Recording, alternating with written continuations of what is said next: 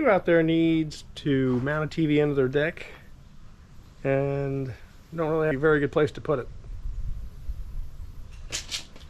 That'd be me. Show you what I got. I have a TV under my deck. It's mounted here against this wall, against the house, which is fine except for we got a little pit group here and the lake's out there. So we wind up sitting with our back at the lake. We just would rather have the pit group against this wall and be facing the lake. The plan is to mount it between these two posts here.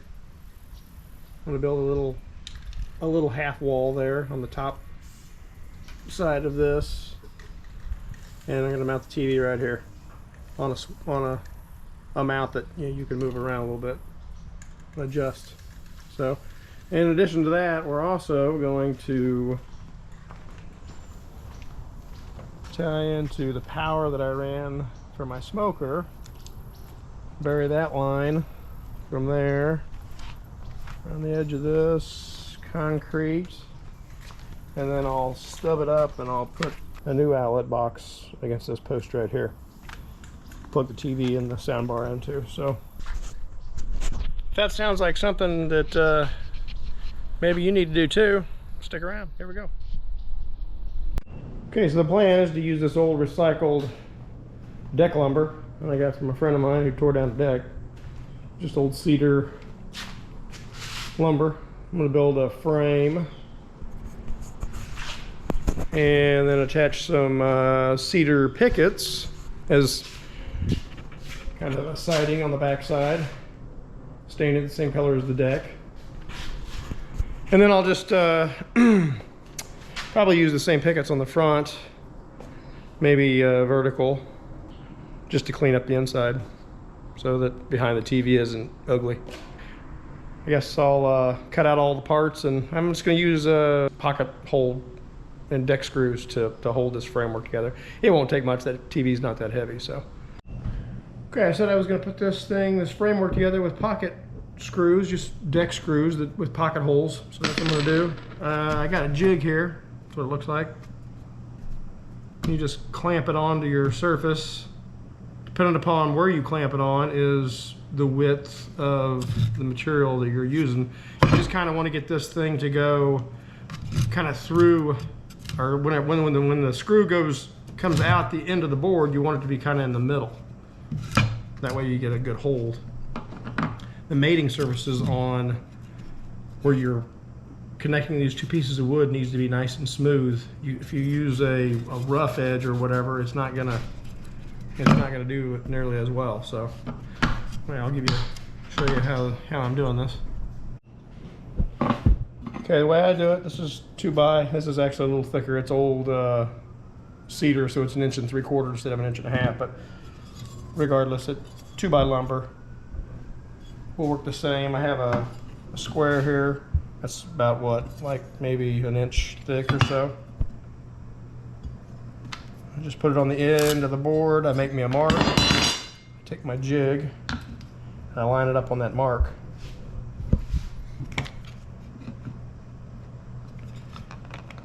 Take my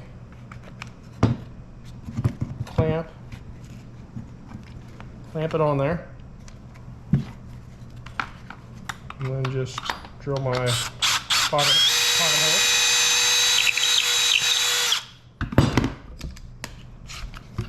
When you get done, nice pocket hole, and this is what it looks like whenever you put this thing through here.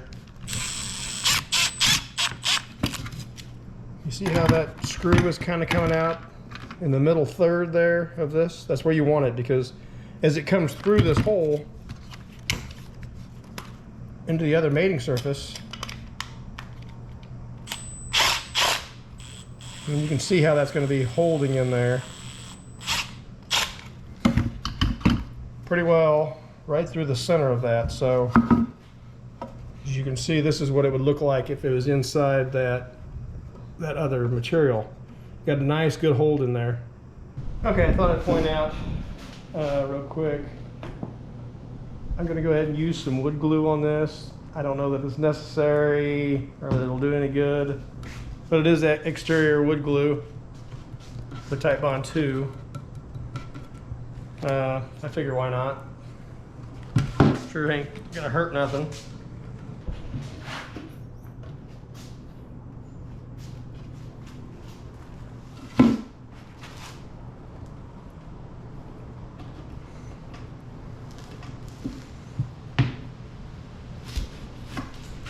Alright, so we're gonna put these together, line them up.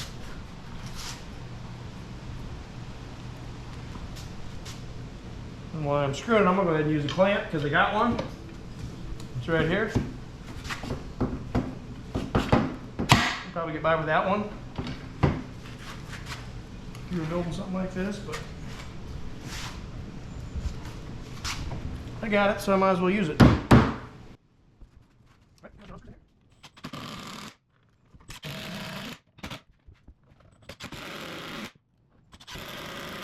Okay, one last thing I'm gonna do to this before I hang it up is, this is how I'm gonna hang it up with these Timberlock screws. They're Menards brand Timberlock. And as you can see, they're 4-inch, so that wouldn't do no good. I'm gonna have to drill a hole for this thing to seat in here so that I got plenty of room to get into that post. So as you can see, I've already marked where I want to put my screws at. Line that up. I'm going to run it into the end of this red mark right here, so you can see that's how much of that wood we'll still have holding it.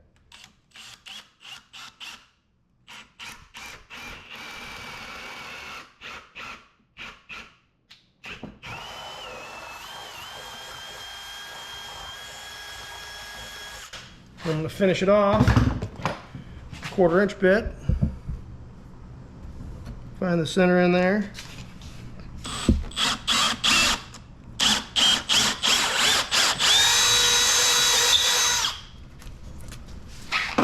And then just take your Timberlock and get started in there. We're good to go.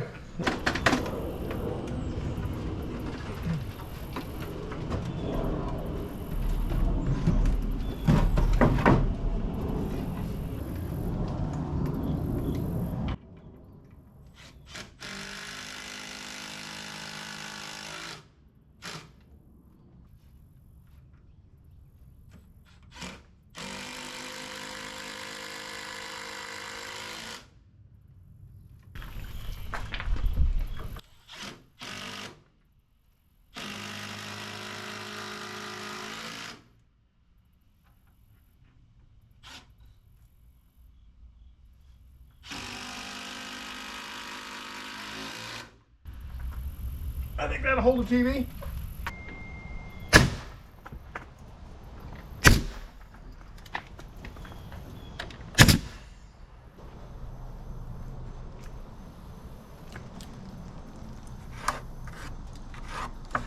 Use this piece of scrap here, or where the next one starts.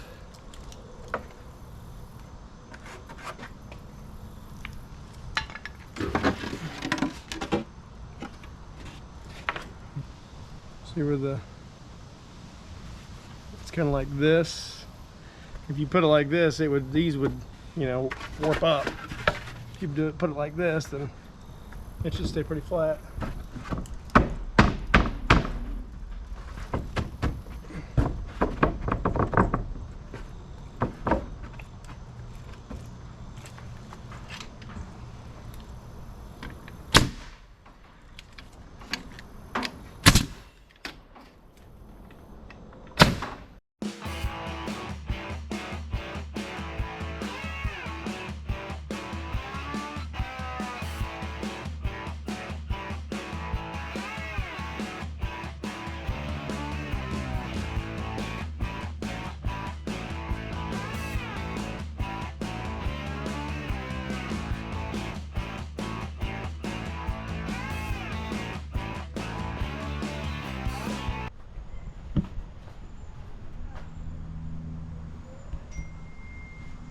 Alright, in order to power this TV, I'm gonna have to have an outlet. So I have a yard light out here that I put in a different video.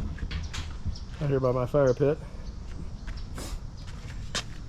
And I got a switch and an outlet out here. The outlet is for the smoker. So you can see I got my berry 14.2 in there. Direct berry 14.2.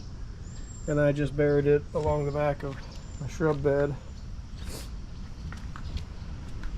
And over here, put an elbow on it, brought it up in some conduit to an outdoor box. Then I'll use my outdoor cover on it when I get it wired up. Keep in mind that this is a GFCI protected circuit, so in the golf cart garage over there is where the power comes from, and that is a GFCI circuit. It runs out here. This is all GFCI protected. It's all outdoor, so it should be. And I wanted to point out that I probably should be installing a in-use cover, because I am going to have things, the TV and the soundbar, plugged into this all the time. Although this is a fairly dry location, it's not going to get super wet here. And I might end up going back, and this is just what I have on hand, so this is what I'm going to use. Okay, I wanted to show you, I only have one hole I can use to tie into this box, and it's in the very back. And because of my curbing and stuff there, I couldn't really put an elbow in it or anything, so what I'm going to use is this non-metallic line here, just to get it into the ground, clean it up. How this works is a 3/4 nipple on one end, and then this non-metallic line goes in there. You actually start out by putting the tightening ring on there, push it together, and when you tighten it down, it's watertight. And the only thing is, this has to go into your box first, otherwise you'd be tough getting it to go into that box. It's got to thread into that box. So put this in first, and then this connects easily when you get done. Show you how this turned out. That's pretty clean.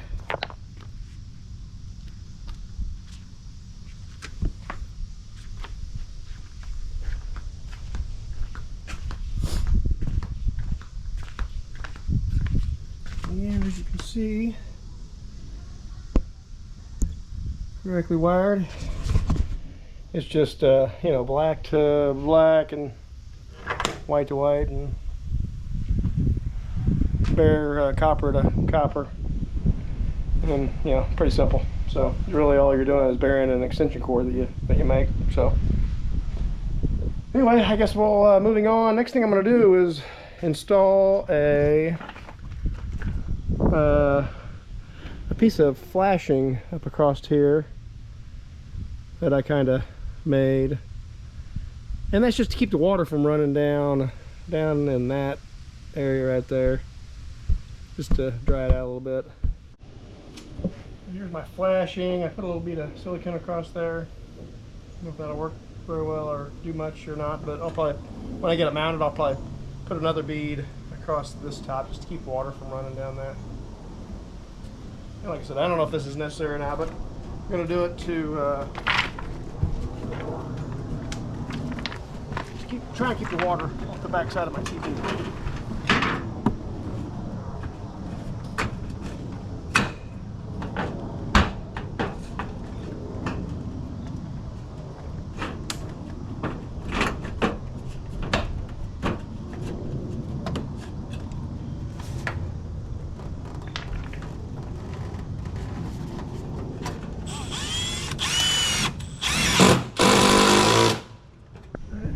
Flashing, it's up. I put some more silicone on it. I'll show you what it looks like on the inside. So it looks pretty sealed up in here.